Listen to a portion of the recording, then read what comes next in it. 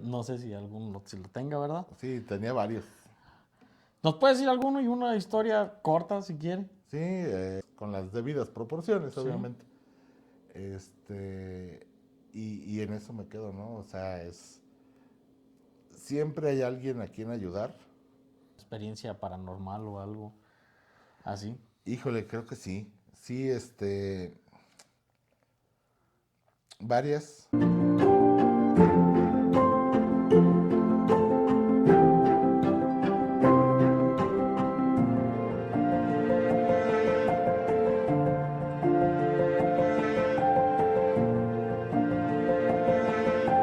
Buenas tardes, noches, días, dependiendo la hora que nos estén viendo. Les damos la bienvenida a este podcast que se llama Historias de un Oficio. El día de hoy vamos a tener un programa muy especial, muy bueno, con un personaje que sabe mucho de aquí de la región, de nuestro pueblo. Es un cronista. ¿Cómo se llama? Bueno, mi nombre es Martín Ricardo Niño Mosqueda. Soy originario de este barrio, del Ajá. barrio de La Loma.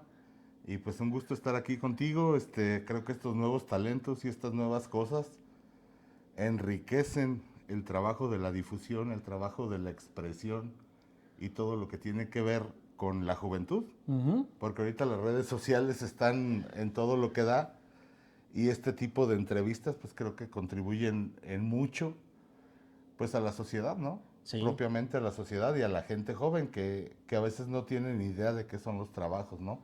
O a qué se quiere dedicar. Ujú. Qué bueno. Sí, Bueno, como su oficio, profesión, no es muy común. así es. ¿Cómo surgió a usted la idea o cómo empezó? Híjole, buena pregunta. Bueno, yo creo que ya uno lo trae en la sangre. Yo soy el nieto, no, el bisnieto de una mujer que vino de una familia muy humilde, pero era una familia muy sabia. Mi tía bisabuela era doña Chucha. Si tú preguntas a la gente mayor de aquí del barrio, saben que doña Chucha era la rezandera del pueblo, era Ujú. la que rezaba las novenas de los difuntos. Ajá. Mi tía Chucha jamás se casó, mi tía Chucha crió a muchos huérfanos Ajá. de algunas hermanas y de algunas sobrinas que fallecían, entonces por una extraña razón todos confluían en esa casa donde mi tía bisabuela vivía. Y mi tía bisabuela en las tardes, cuando llegaba de rezar las novenas, se sentaba a platicarme a mí muchas cosas que a mí me embelezaban, a mí me Ujú. encantaban, porque me hablaba del pasado, me hablaba de historia, pero de una historia que ella vivió, de una historia que es muy comprensible para cualquiera, ¿no? No era fechas y fechas y fechas, sino Sí. eran anécdotas de vida que ella Ajá. vivió. Y creo que ahí me empezó El la gusanito. espinita de querer saber más, ¿no? Muchas de esas cosas que ella me contaba, ya después de años que empecé a estar en esto, pues las comprobé, porque entré al archivo histórico, perdón, y en el archivo histórico vi muchos documentos que de cierta manera daban fe de lo que ella platicaba, ¿no? Ajá. Entonces te cae el 20 y dices, no, pues entonces no me mentía, ¿no? Estas Ujú. historias tan fantásticas de la entrada de Chávez y de cómo llegó al comercio Uriangato y la iglesita de las dos torres, que ella decía me bautizaron en la iglesia de las dos torres. Todo eso creo que me fue llevando hacia allá. Tengo también otro tío ya alejado, que fue quien organiza el archivo histórico, allá a finales de los 80, Rafael Díaz González. Y resulta que después con estas vueltas de la vida, acabo yo en el archivo histórico, siendo familiar hasta cierto Sí, grado sí, sí, sí. de esta persona, ¿no? Y toda la vida he estado aquí en el barrio de La Loma, pues inmiscuido, que si en los tapetes, que si en los globos, que si en los gitanos, que en muchas cosas que a mí me llenaban. Ujú. Y creo que eso hizo que la vida me fuera llevando por allá y me fuera llevando al espacio donde estoy y de repente el mismo reconocimiento de la gente y del gobierno municipal en ese Sí. entonces me nombran cronista. Realmente el ser cronista es algo muy especial porque solo hay un cronista en cada municipio. Hay municipios que tienen varios, ¿no? Y que tienen un consejo de la crónica. Pero regularmente en todos los municipios solo hay una persona. Ajá. Y regularmente es el viejito que te cuenta la historia, Sí. ¿no? Entonces yo no estoy tan viejito, No. pero se fue dando y fue la forma en que llegué ahí, ¿no? Creo que la vida fue conspirando para llegar a donde llegué. Qué bueno. Sí. ¿Ya cuánto tiempo tiene haciendo esto? Bueno, empecé a trabajar para el municipio en el 2000. Ujú. Entré como promotor cultural de la Casa de la Cultura. Luego me empecé a mover con la cuestión del museo. Cuando yo entré estaban ahí unas urnas enormes que todavía están, pero vacías. Ajá. Se hizo la compra de las urnas, pero no había nada dentro. Ujú. Entonces había un proyecto de un museo, pero pues sin piezas. Y yo empecé a moverme y a recolectar piezas, a convencer gente, y logramos tener ahí un acervo histórico importante, ¿no? Dentro del Museo de Casa de la Cultura. Y de ahí seguí con mi trabajo normal de promotor cultural, pero muy enfocado también con la cuestión de las tradiciones, Ajá. ¿no? Y toda la cuestión histórica pues la masticaba bastante bien. Y se da la oportunidad que la persona que estaba en el archivo histórico renuncia, ¿no? Ajá. Entonces dicen, pues, ¿quién se viene al archivo histórico? Y por ahí hubo varias personas que dijeron, no, pues Martín. Ujú. Y me invitan a hacer el cambio de Casa de la Cultura al archivo histórico alrededor del 2007, a mediados del 2007. Ya tenía 7 años y medio trabajando en Casa de la Cultura. Y me vengo al archivo histórico. Y pues ahí empieza a crecer todavía más esto, ¿no? Ujú. Porque tengo la materia prima en las manos, Sí, los totalmente. documentos. Obviamente había un gran problema, ¿no? Hay que saber leer paleografía. Esta letra cursiva del Ajá. siglo XVIII, Sí. siglo Es XIX, como se escribía antes. ajá, y también contextualizarla, ¿no? Sí, Por decirte claro. alguna cosa, ahí aparecen las arrobas. Ajá. Entonces ahorita todo el mundo cree que la arroba es algo nuevo Sí. y la arroba es algo muy antiguo, era una medida. Ah, wow. Entonces empiezo a aprender cosas y en un lapso de 1 año y medio que estuve ahí en el archivo a mediados del 2008, me nombran cronista y estuve realizando a la par las dos funciones, ¿no? Ujú. Encargado del archivo histórico y cronista de Uriangato. Y de ahí para acá pues he empezado o he estado trabajando en muchas cuestiones, ¿no? Y creo que una de las más grandes, de las más importantes, es este realce y esta difusión que se le dio a la tradicional octava de San Miguel, Sí. que es un trabajo en conjunto, sociedad civil, gobierno, iglesia, los barrios, los medios de comunicación, e inclusive la iniciativa privada, ¿no? También. Que empieza a creer y que empieza a dar patrocinios para lonas espectaculares y demás, ¿no? Y logramos cosas tan grandes como estar en Bélgica, estar en Ámsterdam, en varios lugares donde pues se volteó a ver a Uriangato, ¿no? Al final. Pero vuelvo a repetir, es un trabajo de mucha gente, ¿no? Sí, totalmente. Muchísima gente. Entonces un cronista empieza como a diversificarse, ¿no? Ujú. ¿Qué es lo que más crees tú que puede como gustarle a tu gente? Sí, hacer como mandar el mensaje que se interesen. Así es, yo por ahí platicaba una vez con un amigo y me decía, es que los cronistas se apasionan tanto que llegan a ser poco objetivos en lo que dicen, Ujú. porque quieren tanto a sus pueblos que sus pueblos son los mejores del mundo, Sí, ¿no? sí. Y le dije, quizás, le dije, pero a mí de nada me sirve decirle a mi gente de Uriangato que somos unos chismosos, unos intrigosos, unos... Sí, sé cosas malas. ¿Para qué ¿Para enfocarse qué? en lo malo? No, no Así tiene es, caso.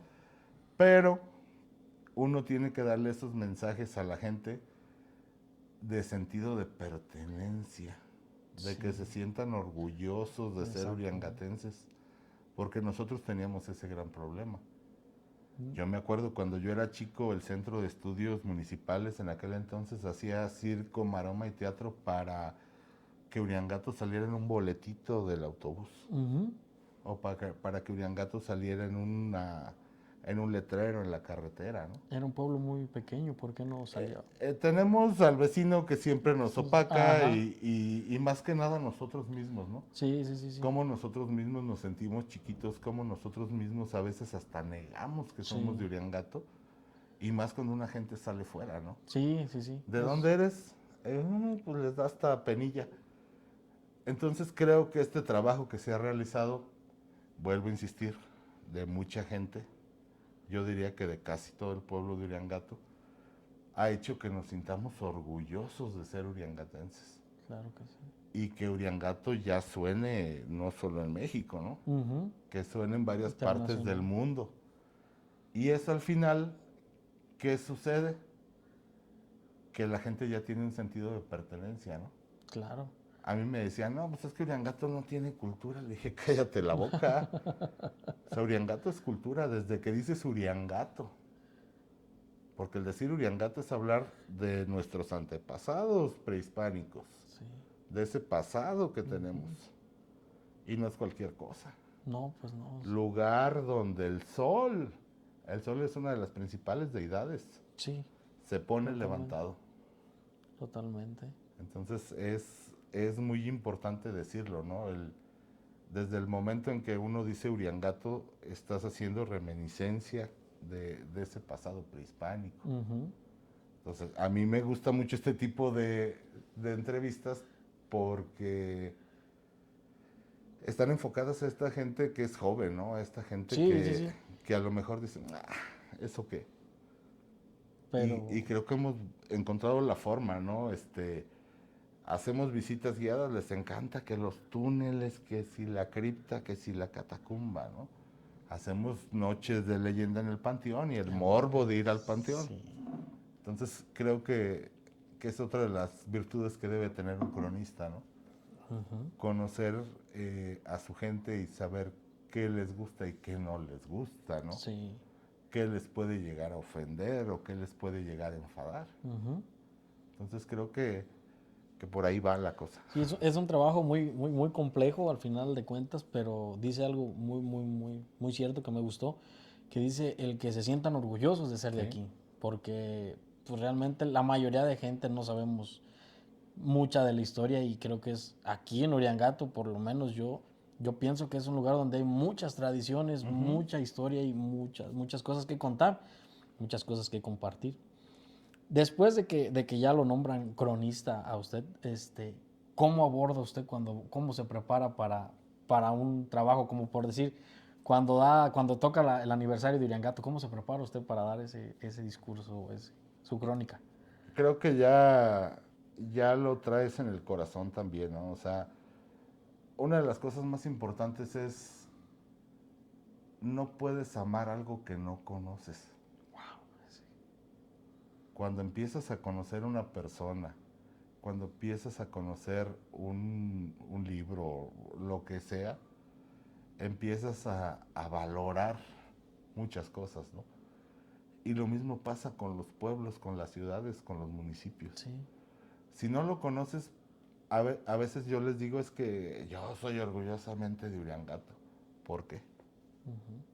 Dime por qué. Tenemos que tener bases para sentirnos Sí. orgullosos. O sea, porque las hay. Ujú. No, totalmente. De que las hay, las hay. Entonces, ahí va el trabajo de nosotros, ¿no? Ujú. El difundir estas cosas que de una manera muy orgánica, Sí. de una manera que lo pueda entender cualquier persona, ¿no? Ujú. Que era lo que te decíamos antes de grabar, ¿no? El historiador necesita sus fuentes para investigar y tiene toda una preparación universitaria y es una ciencia y mis respetos, ¿no? Pero un cronista es más de corazón, Ujú. porque conoce a su gente, sabe los lugares históricos, los ha vivido. Sí. Entonces es más fácil hablar desde el corazón Ujú. que desde la cabeza, ¿no? Sí, claro. Y así es como me preparo. Yo me pongo a pensar y digo, cuántas cosas tuvieron que pasar para que Uriangato sobreviviera. Ujú. Ya no te digo que creciera, simplemente sobreviviera a esos cambios de la llegada de los españoles, a ese acoso que tuvieron encima de su cultura, ¿no? Al cambio de religión. Y luego cómo se empezaron a juntar y en qué momento se pierde la lengua purépecha en Uriangato, ¿no? Ujú. ¿Por qué nadie hablamos purépecha? Sí, son lenguas, aquí por lo menos yo creo que es extinta. Está extinta, entonces eso nos habla que hubo algún proceso muy importante Ujú. donde la supremacía de los españoles se quedó. Totalmente. Y tan es así que todas nuestras fiestas, la mayoría, 99%, tienen un origen religioso, un origen que tiene que ver con la iglesia. Sí. Pero también nuestras fiestas salen fuera de la iglesia. A nuestros antepasados indígenas no les gustaba hacer ceremonias encerrados, Ujú. les gustaba hacer ceremonias afuera. Ajá.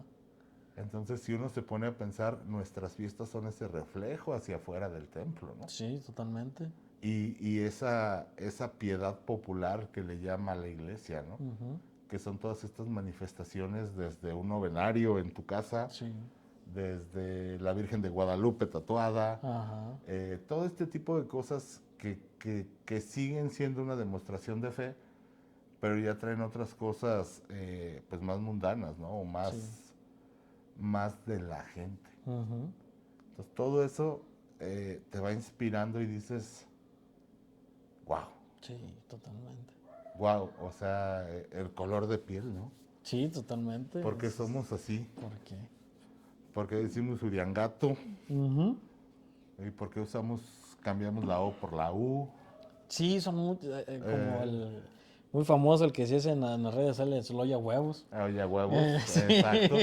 es muy de Sí, aquí. y eso nos da identidad, ¿no? Sí, totalmente. Sí, el Anca. ¿A dónde vas? Anca fulano, Sí, Anca sutano. A mí también me tiraban carrilla, investigué y resulta que decir Anca no está mal, ¿no? ¿no? Es en casa de. Oh, Pero hubo todo un proceso ahí, cultural, lingüístico, ajá, que acabó en casa de, en solo Anca. sí, Y hay un estudio muy serio sobre este tipo de cosas, ¿no? sí, Y te das cuenta en eso, ¿no? En palabras que utilizamos que vienen de un pasado muy lejano, ¿no? ujú, Entonces esto te lleva a que lo hables con plena seguridad y más cuando lo sientes, ¿no? claro, Más cuando lo sientes porque yo crecí sentado en la calle con mi candil. O sea, a mí nadie me va a venir a contar sí, qué se siente ¿qué se estar en un siente? candil. Sí, Yo me acuerdo en 1989 cuando Rubén reinicia esta cuestión de los tapetes, pues ahí andaba yo, ujú. Él fue el que empezó, el que la retomó después de que Pío V fallece y que ujú, Valentina se va a Estados Unidos. Que por cierto, un saludo a la familia de Pío, sí, que creo que ahorita anda por aquí Alejandrina, en México. Todo eso lo vas viviendo, ¿no? Ahorita que venía para acá me acordé de Nena, sí, mi tía nena, que tenía el el catecismo. catecismo, sí, Entonces, eso a las nuevas generaciones ya no lo vivieron. ya no, eran épocas bonitas, bueno, yo me tocó vivir la infancia en esa y ya muy Claro, bonito, claro. Entonces, un cronista, eso es lo padre de un cronista, porque pasas por una calle y te acuerdas de una cosa, llegan ¿no? los recuerdos, Y le das el valor, porque realmente lo tiene. sí, no, muchísimo. ¿Cómo Nena logró tener un catecismo aquí en este barrio? Ujú. Si estaba tan cerquita el curato. Sí, el curato y ella el Y ella principal. hacía su catecismo aquí. Sí, Y eso es por la parte sí, religiosa, ¿no? religiosa. Pero podemos decir de todo, ¿no? Hay muchísima, muchísima gente. Pues como yo, no sé, yo pienso que esto es de los barrios más antiguos de aquí, ¿no? El primer barrio de Uriangato, Sí. Wow, el barrio de la Loma. qué chingón. Sí. ¿Se acuerda usted de su primer trabajo como cronista? ¿Recuerda? ¿Cómo fue? No, no recuerdo. Es que como ya venía en esta bola de nieve, Sí, De repente fue, vas a ser cronista, ok, está bien, pero yo seguía, ¿no? En lo mío. Ajá. Entonces que digas, me acuerdo del primer trabajo que hice como cronista con el rango de Ujú. cronista, no. No. Recuerdo muchas cosas que creo que han trascendido, ¿no? Y cosas tan lejanas como 1989, te digo, con esto de que yo estaba pequeño y nos decía Rubén, ¿sabes qué? Agárrense un costal, se van al huerto de Flavio y van a cortar todas las flores de andeán que puedan, llenan los costales. Porque esa era nuestra tarea, Ujú. cortar la flor de andal y venir luego colocarlas alrededor. Sí, Entonces eso para mí es algo muy importante, cómo no. porque fue un primer acercamiento que tuve, ¿no? Exactamente. Cuando empezaron a darme la oportunidad de cambiar a San Miguel, ¿no? Eso ha sido lo más grande que yo puedo o pude haber vivido, ¿no? Hacer compilación de la nueva monografía en el 2010, en el 2015, algunos trabajos que hemos realizado en colaboración con otros cronistas. Ahorita hace poco sacamos un libro de 200 personajes ilustres de Guanajuato, donde alcanzamos a meter 4 personajes de Uriangato y que también fue todo un show. Creo que ha habido varias cosas que han sido buenas, ¿no? Pero yo lo que más puedo agradecer es que mi gente me ve en la calle y me ve como una persona que sirve de algo. Sí, no totalmente. Y ahorita acabo de subir una publicación del mercado y tiene casi 2000 likes. Ajá. Y yo dije, no creí que fuera para tanto, ¿no? Pero ese es mi ojo ya de historiador. Sí. Pero el ojo de mi gente es el Sí, importante. pues claro, es que a veces, me imagino que a veces como no dimensionas lo importante o los recuerdos que les vas a traer a las personas, porque realmente son recuerdos, pienso que al subir esas historias, esos videos, son memorias que se le ven a la gente, memorias que vivieron, que recuerdan, que a lo mejor decían, ah, wow.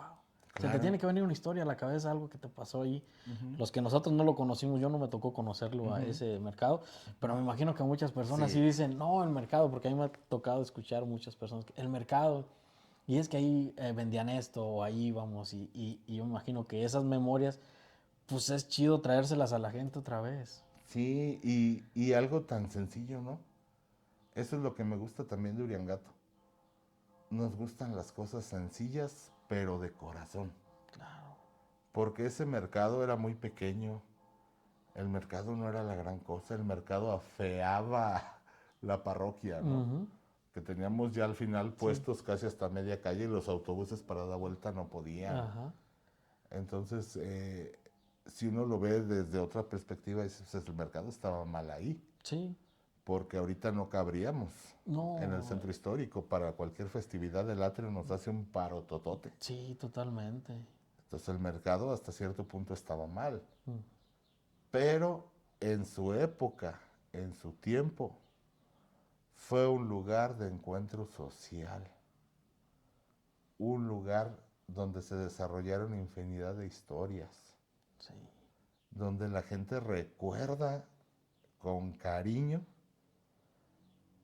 inclusive a los que vendían, ¿no? Ujú. O sea, Benita, la de los tamales, Juanito, el de los camotes, varios personajes, ¿no? Sí. Que dices, como cosas tan sencillas, ¿no? Como un tamal de ceniza Sí. pudo haber trascendido tantos años y que la persona yo ya no la conocí y que la persona siga siendo recordada porque vendía tamales de Sí. ceniza por fuera del atrio. Sí. Algo bueno hizo Claro.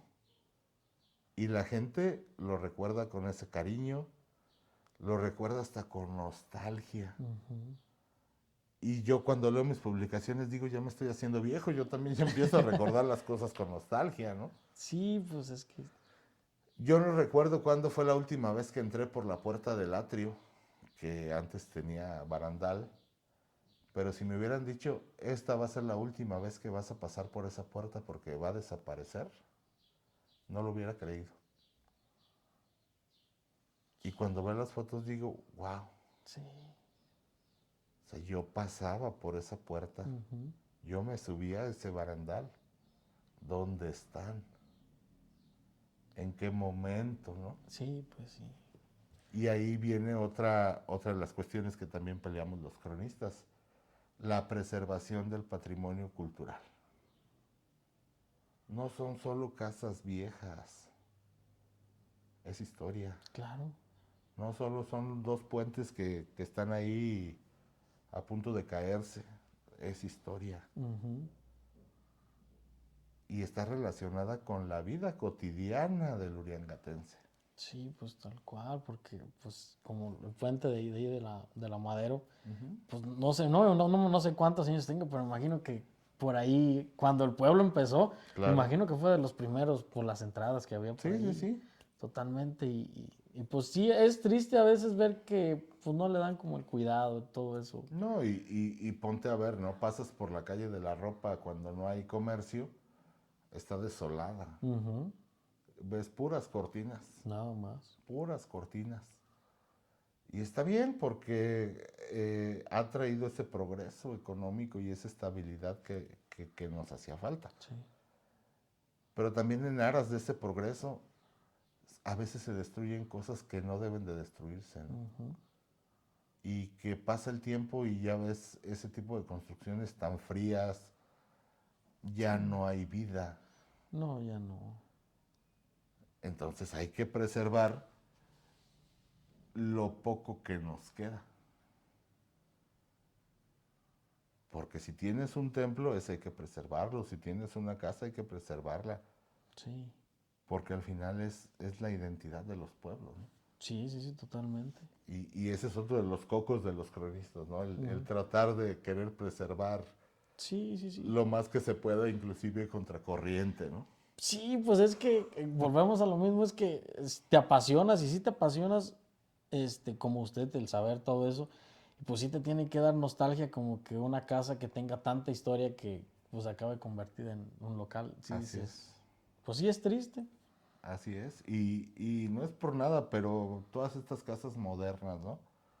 Que fueron construidas en los 60, 70, ya pasas y las ves y están desangeladas. Ujú. Ese modernismo de su tiempo ya no, Ya no, visualmente ya no. ya no. Pero una casa con arcos, con cantera, sigue siendo un lugar muy interesante, muy bonito, Sí, claro. porque es clásico Ujú. y tiene toda esa carga histórica detrás, ¿no? Sí, totalmente. Entonces, todo eso es ser un cronista, ¿no? Sí, Por eso es tan difícil eh, el nombramiento de un cronista, sí. porque cualquiera le puede hacer el engabanao, ¿no? Yo leo la monografía y me la aprendo como Ajá. cotorrito y ya me sé todas las fechas, Sí. pero no solo es eso. No, pues no, porque bueno, a lo que usted ahorita nos está contando, aquí en Uriangato precisamente creo que cuando yo recuerdo que cuando yo era pequeño no había tanta difusión y tantas cosas como para conocer, como los recorridos que dice usted ahorita antes Ujú, no se hacían, que yo ujú. recuerdo no se hacían, como el exponer tanto la tradición de los tapetes, mucha gente que a lo mejor nos va a ver que no es de aquí, aquí en este pueblo, en Uriangato, hay una tradición muy bonita que se hace de tapetes con honor al señor San Miguel. Este, y antes era nada más local y ahorita se ha vuelto, pues es muy común, un poco y hasta internacional porque Ujú. viene gente de fuera. Y es algo que siento, como dice usted, que es debido al trabajo de mucha gente. Así es. Y, y eso es bueno. Usted principalmente, este, cómo logra llevar a cabo los recorridos en el Panteón, los recorridos a varias cosas, a varias partes de aquí que son históricas? ¿Cómo nace esa idea? Soñando. Yo he ido a otros lugares y veo que hacen alguna cosa, ¿no? Y respeto, porque cada pueblo tiene lo suyo. Pero yo digo, en Uriangato tenemos esto. Y en Uriangato quedaría todavía mejor, porque Uriangato tiene esto otro. Entonces, a veces planteo la idea, ¿no? Sí. Planteo la idea. Y se burlan de mí, ¿no? Ay, ¿qué? ¿Para quién va a ir? ¿Qué vamos a ver? ¿Tumbas? Espérame, aguanta. Vamos a darle un concepto. Vamos a invitar a gente que se involucre. Vamos a que esto sea algo digno de mi gente. Sí, o sea, si vas a hacer algo bien que... Y muchas veces me han dicho, pues es que pues en Uriangato no hay nada. Sí, ¿Sí? sí. O simplemente cuando iniciamos esto de los tapetes, ay, ¿cuándo? Pues Iguamantla están bien bonitos.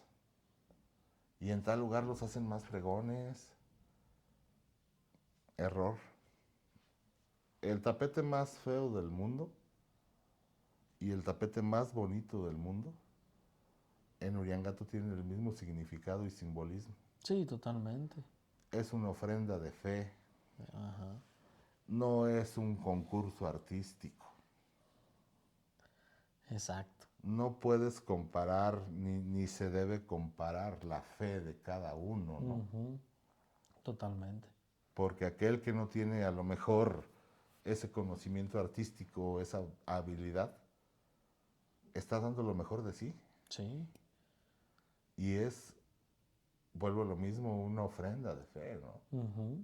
Creo que eso, estamos en esa nueva etapa de reflexionar hacia dónde queremos llevar esto. Sí. Si realmente queremos que sea algo turístico que detone el desarrollo económico o si queremos preservar el origen y el significado de, ¿no? Y las dos se van así. Sí. Y las dos son buenas. Sí, no, sí, totalmente. Entonces, ahí es donde el pueblo tiene que decidir qué hacer, ¿no? Qué construir.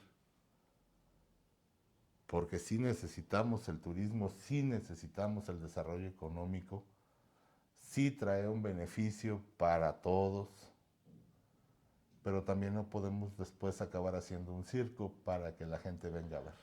Y otra pregunta, así como esta vez nos dijo que había hecho recorridos por el Panteón, ¿cómo le surge la idea? ¿Cómo arma su grupo? ¿Cómo arma ese proyecto? Pues primero hay que soñar, ¿no? Hay que imaginar las cosas, creértelas y luego buscar quién pueda apoyarte, ¿no? Creo que las cosas cuando se hacen en equipo son mucho mejores.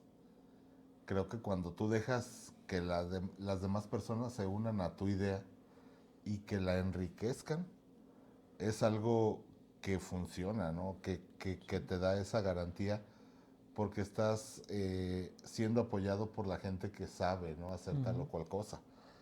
Aquí la idea era llevar a la gente al panteón a que aprendiera historia, ¿sí? Cuándo se fundó el panteón, cuáles son las primeras tumbas, por qué el panteón ahí, cuántos panteones hubo antes de este, porque todo el mundo creemos que es el único y el Yo eso primero, pensaba. ¿no? Y no, este ya es el tercer panteón de Uriangato. Entonces, ¿cómo hacer que la gente vaya a escuchar historias sin que se aburra, ¿no? Y pues qué mejor que envolverla en esta cuestión de Día de Muertos y en las leyendas, ¿no? La gente le gustan mucho las leyendas. A la gente le gusta mucho ese morbo que da el terror, ¿no? Pero tampoco quería hacer algo grotesco, algo que no fuera como acorde con lo que es la Noche de Muertos, ¿no? Nuestra tradición Sí. mexicana.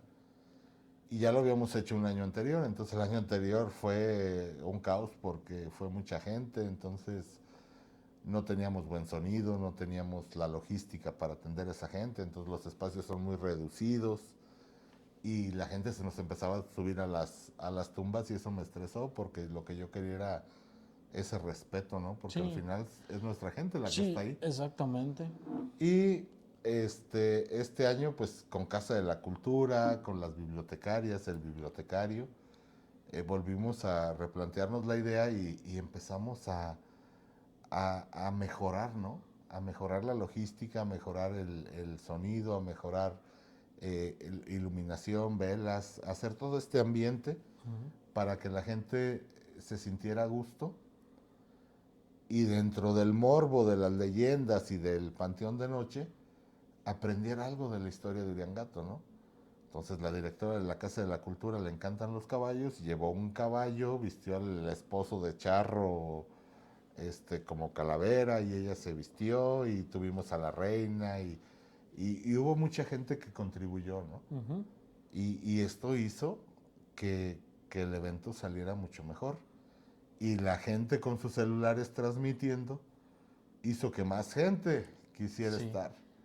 Entonces teníamos unas filas enormes que daban la vuelta a la cancha de fútbol y yo me sorprendí porque dije, ¿cómo es posible, no?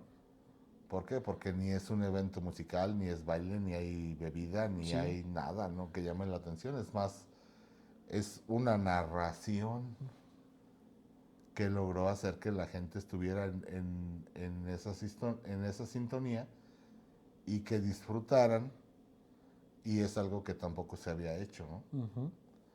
Y creo que es un nuevo reto para este año que viene, tratar de mejorarlo, ¿no? Y tratar de darle a la gente algo nuevo, porque pues la gente que ya fue va a decir, ¿y ahora qué nos van a contar, Sí, no? totalmente. Es, Y ese es un trabajo creativo que se tiene que hacer eh, con la gente que tú creas que puede aportar.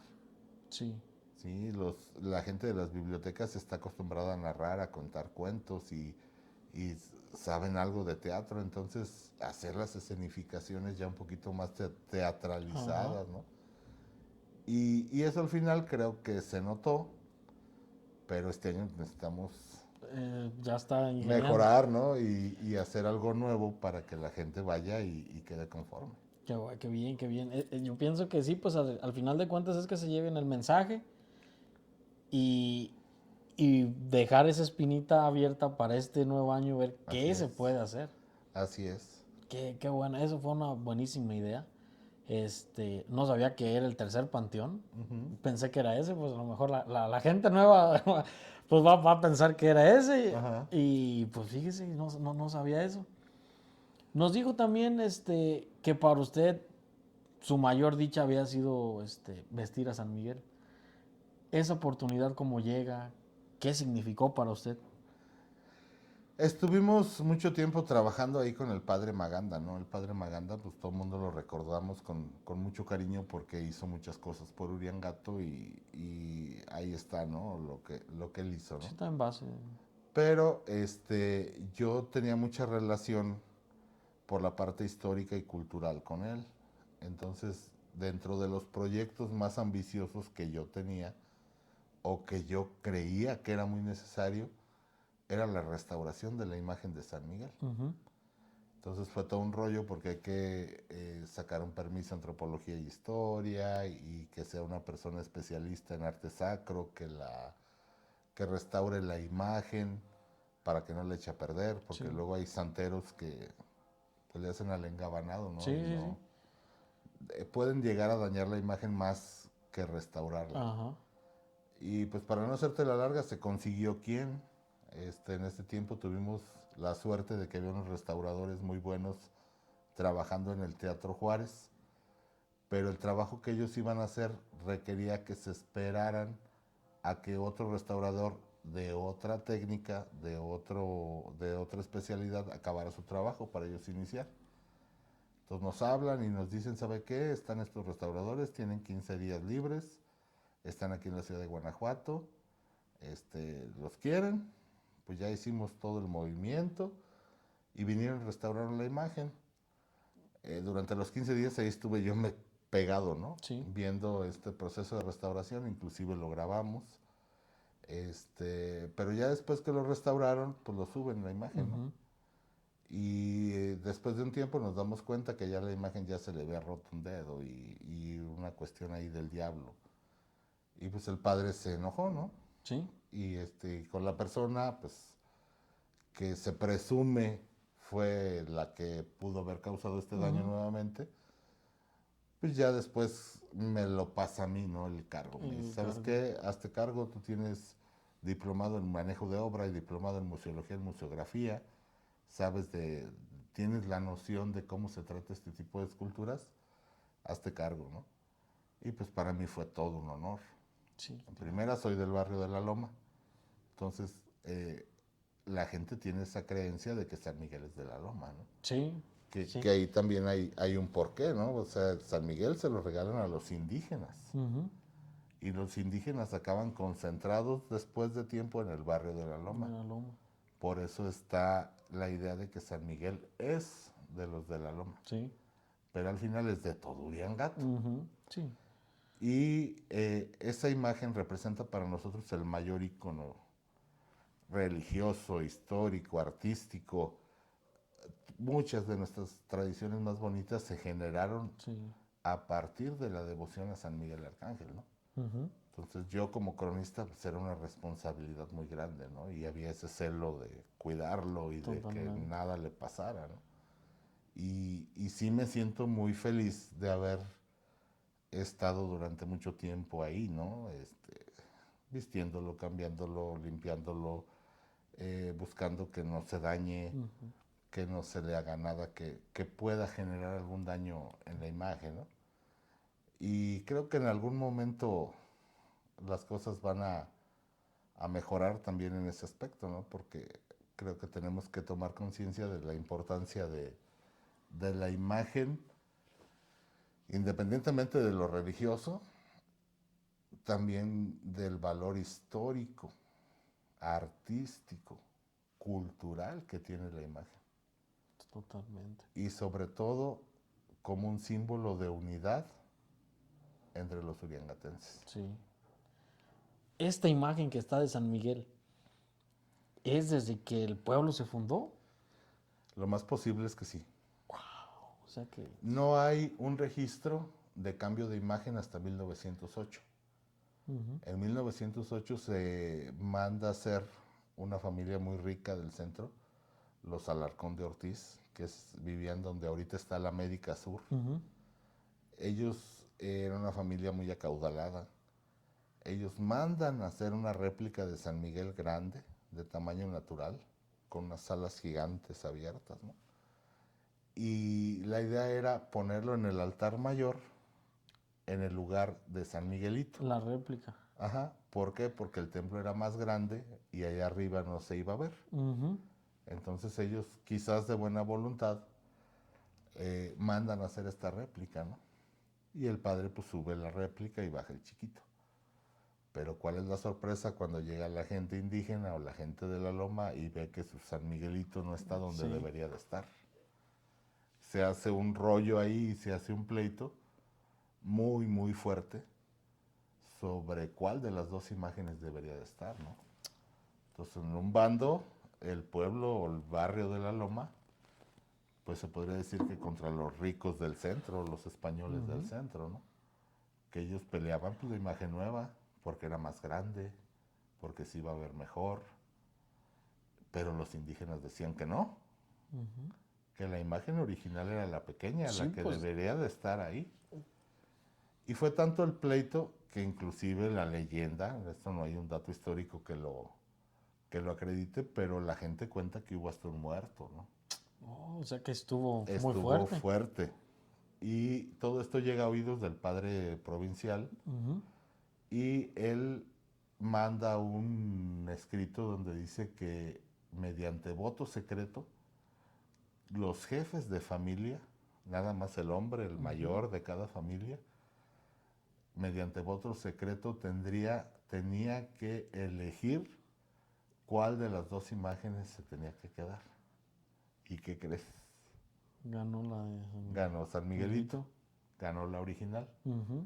Y desde entonces se baja la imagen grande y se sube al trono del altar nuevamente San Miguelito. Y la imagen grande queda básicamente fuera de culto. Ujú.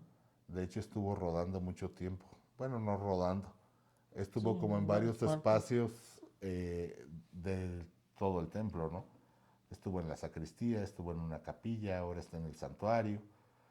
Pero básicamente el culto eh, se volvió nuevamente hacia la imagen pequeña, la original. Sí, Entonces la gente de antes decía que pues era el patrón sí, así le conozco. Yo también lo conozco. y sigue siendo el patrón. Entonces, ¿cómo te van a cambiar la imagen de un momento a otro, no? No, no se puede. Y si eso pasó en 1908, donde ya se considera una época moderna, imagínate que lo hayan querido cambiar antes. No, pues menos. Menos. Entonces no hay un registro anterior de un A eso. cambio de imagen. La fotografía más antigua de San Miguel es de finales del siglo XIX. De las primeras fotografías del pueblo, Ajá. hay una fotografía donde se ve el altar mayor de la antigua iglesia que ya desapareció, Y ya ahí donde se ve. está la imagen de San Miguel. Wow. Y los documentos fundacionales de Uriangato, los documentos más antiguos, en muchos dice San Miguel Uriangato. Ujú. Pues debió de haber habido una imagen. Sí, totalmente. Y esa imagen se habla de una capilla en la calle Gerardo Pedraza, que era el Ujú. Camino Real. Órale, la camino, ¿eh? Era el Camino Real, Por eso el puente que estaba así como para la central. así es. Entonces debió de haber habido una imagen, ¿no? Sí.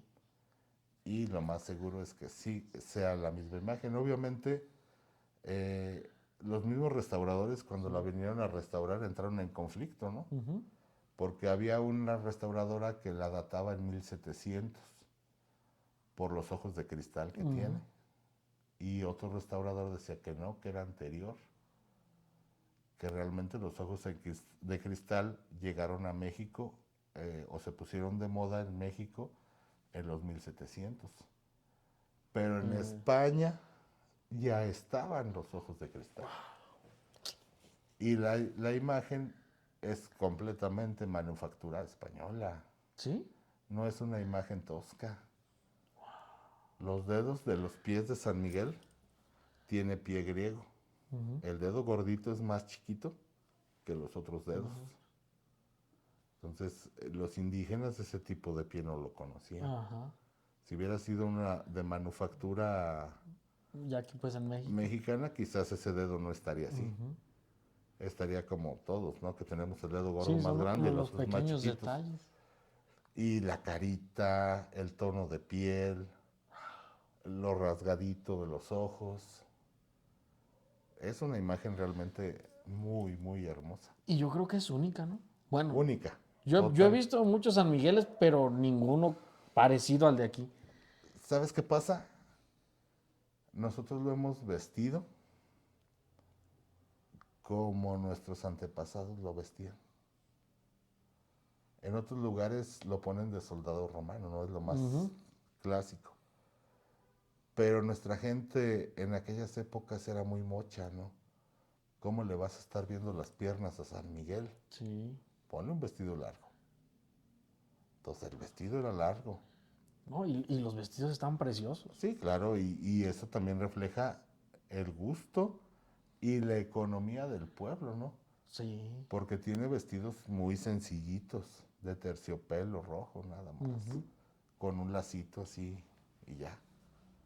Pero eso refleja cómo estaba de economía el pueblo. Sí. Y ahora los vestidos más nuevos reflejan una mejor economía del pueblo. Totalmente. Entonces la gente quiere las mejores telas, quiere los mejores bordados, Sí. quiere piedras semipreciosas, quiere el mejor diseño.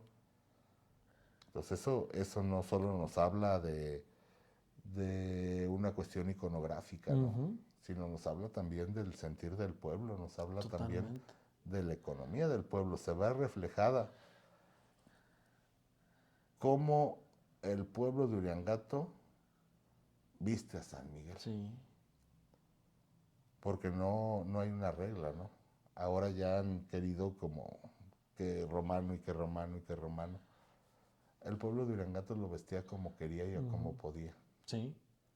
Y era todos los vestidos que tiene son milagros. Sí, son una ofrenda también de fe. yo tenía un amigo que estaba, hace tiempo estaba muy pegado en el templo. Y él me contaba eso, que había gente pues que pedía regalarle un vestido a San Miguel, pero que tenía que ser con mucho tiempo, porque había muchísima gente. Sí, Y es otra cosa que me dijo él, no sé si sea cierta. Me dijo que solo son ciertas personas las que tienen las medidas para hacerle los vestidos, o dónde se los sí, o hacen. sea, hay varios diseñadores y hay varias costureras, ¿no? Que tienen las medidas. Y de hecho la medida viene de un vestido muy sencillito que tenía hace muchos años, ¿no? Ajá. Pero ahí le van adecuando y le van haciendo modificaciones. El pelo, la cabellera de San Miguel es de pelo natural. Y es gente que se dejaba crecer la trenza muy larga, se Para, cortaba el pelo para hacerle la cabellera. ajá. La forma en que los caireles se le hacían también es muy antigua, esa cuestión de hacerlo con caireles, Sí. ¿no? Entonces todo tiene un significado, todo tiene un porqué. No es ignorancia de nuestra gente, porque a veces lo han querido manejar así, ¿no? Ujú. Por ahí alguien decía, lo visten como princesa. No, No, espérate. O no. sea, es el sentir de nuestra gente, ¿no?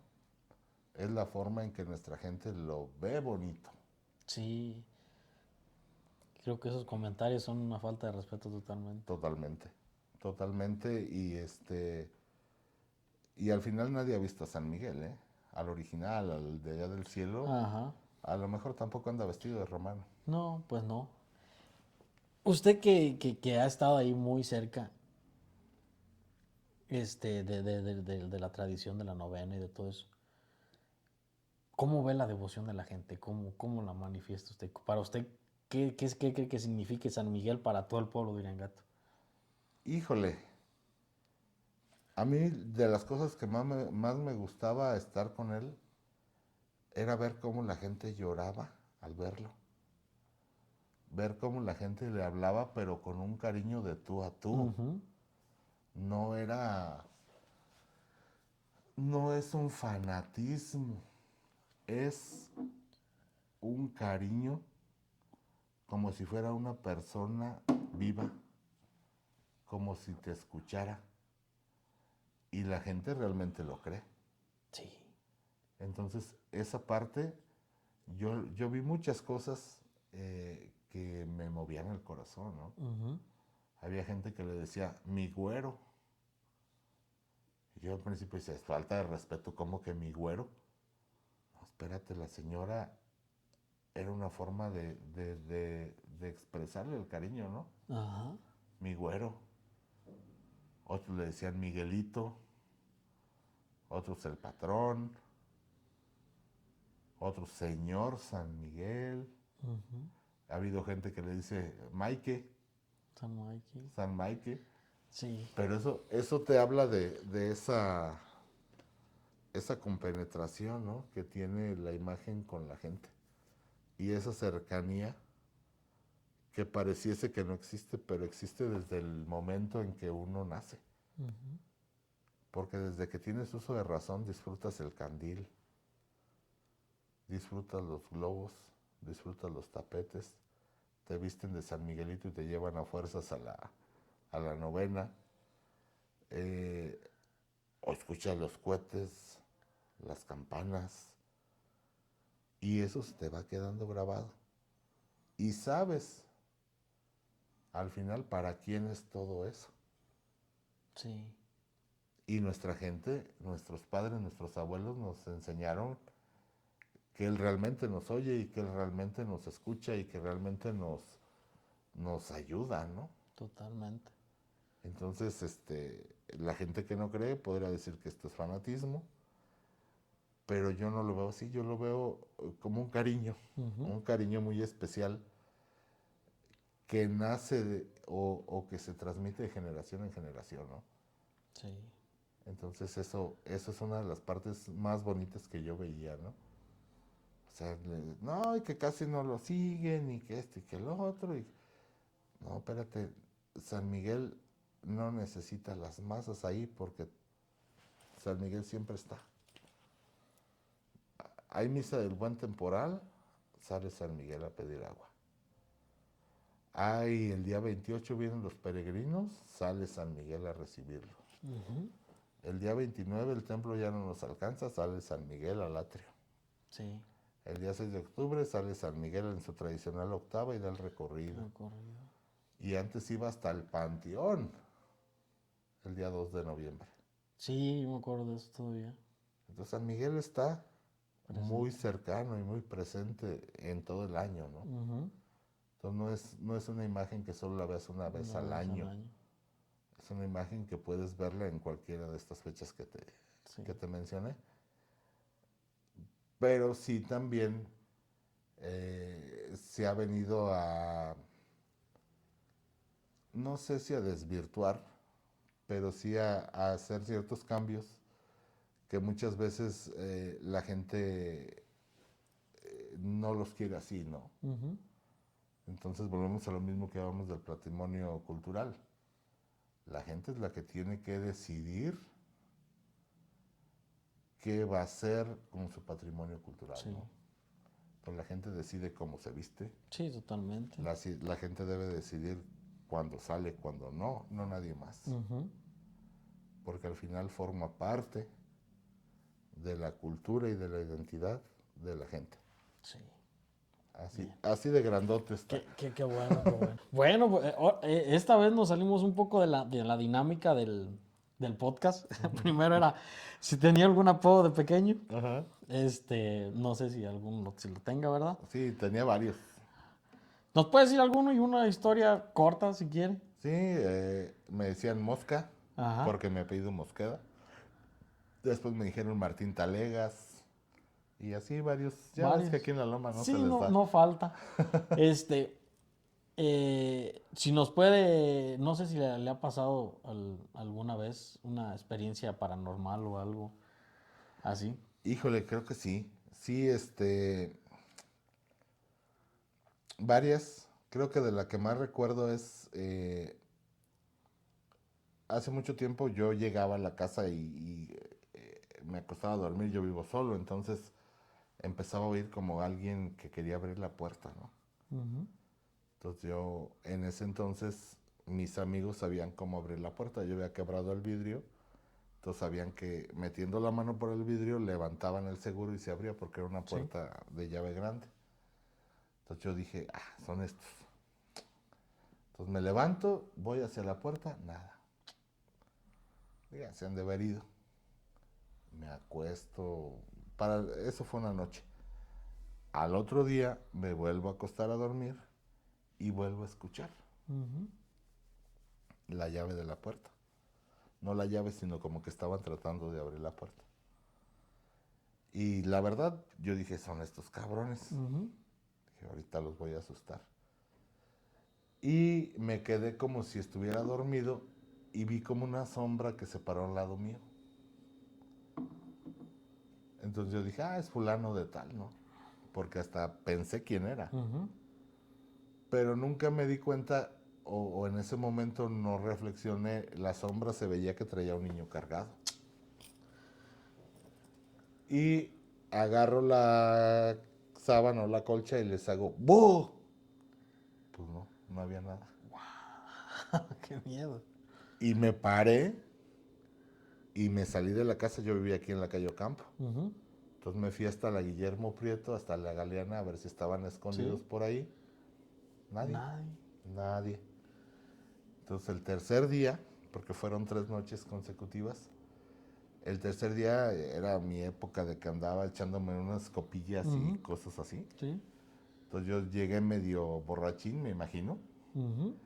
y salí al baño y el baño estaba hasta atrás, entonces me dio hueva y me hice pipí ahí en una coladera que estaba medio patio. Pero sentí como que alguien me estaba viendo.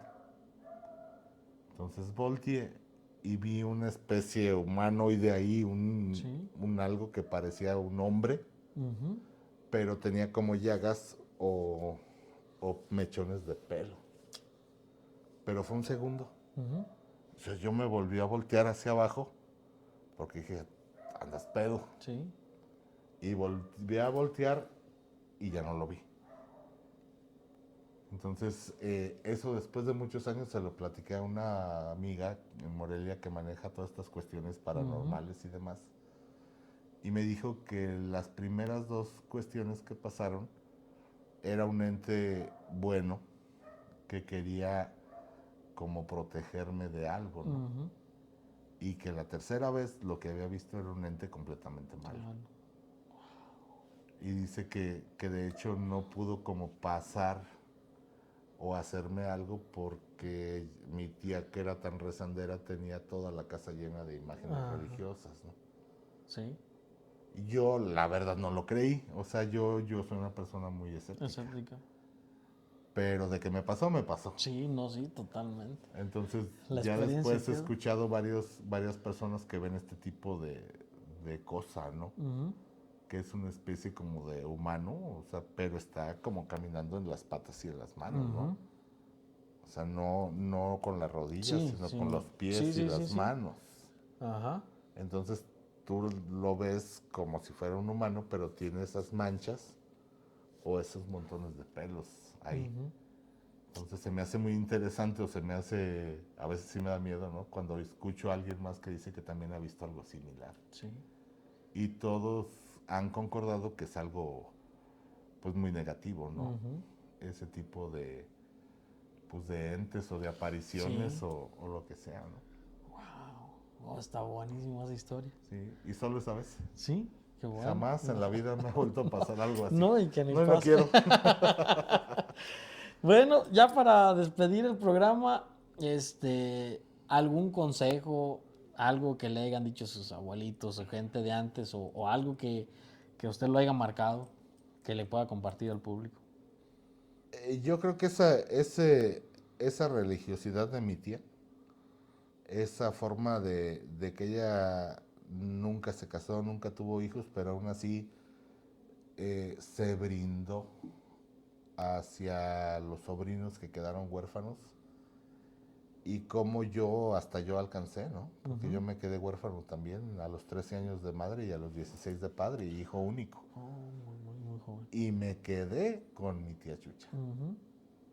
Entonces a mí eso me marcó.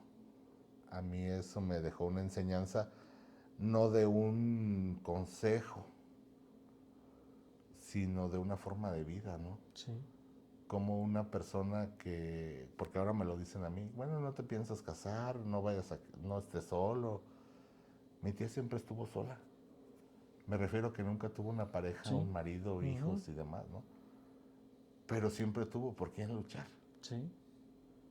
Entonces yo creo que yo estoy repitiendo algo parecido, ¿no? Entonces, con las debidas proporciones, obviamente. Y en eso me quedo, ¿no? O sea, siempre hay alguien a quien ayudar, y siempre va a haber alguien que te pueda ayudar. Pero a veces lo buscamos en lugares que no. O creemos que el papá, la mamá, el hijo, el hermano tienen que, y nos da mucha frustración cuando no lo hacen. Y a veces encontramos no la solución, pero a lo mejor una orientación con cualquier persona. Sí. Porque al final somos seres humanos, y como yo siempre lo digo, pues somos la gran familia uriangatense. Totalmente. Bueno, fue un programazo, estuvo de lujo totalmente, la verdad, de poca madre. Creo que hay muchísimas cosas más que platicar, que yo me quedo con muchísimas cuestiones y mucho aprendizaje. Esperemos vuelva otra oportunidad de volver a repetir, y pues fue un gusto totalmente. No, pues igualmente soy un merolico, es otra de las cuestiones del cronista. Yo encantado de que me hayas brindado el espacio, encantado de ver tu interés, y sobre todo de este afán que tú tienes, ¿no? De esta inquietud que tú tienes de hacer algo que a ti te nace. Yo creo que yo me voy con eso, ¿no? Yo me voy con eso de que sí se pueden hacer más cosas, y que a lo mejor uno se pone limitaciones pendejas, ¿no? Sí. Entonces yo me quedo con eso y te agradezco. Ok. Bueno, muchísimas gracias. Esperemos les haya gustado, nos apoyen y nos vemos en la próxima.